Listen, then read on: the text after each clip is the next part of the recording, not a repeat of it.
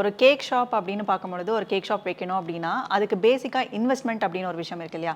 So அந்த investment வந்து எவ்வளோ ஆகும் சார்? இன் ஜென்ரல் நான் சொல்கிறேன், இப்போ எனக்கு தெரிஞ்ச படி வந்துட்டு இப்போ யாராவது ஒருத்தர் புதுசாக வந்துட்டு ஒரு கேக் ஷாப் ஸ்டார்ட் பண்ணணும் அப்படின்னா வந்துட்டு அவங்களோட இன்வெஸ்ட்மெண்ட் ரேஞ்சு வந்துட்டு குறைஞ்சது வந்துட்டு தேவைப்படக்கூடிய அமௌண்ட் வந்துட்டு ஒரு 15 lakhs இருக்கும் நான் கெஸ் பண்ணுறது.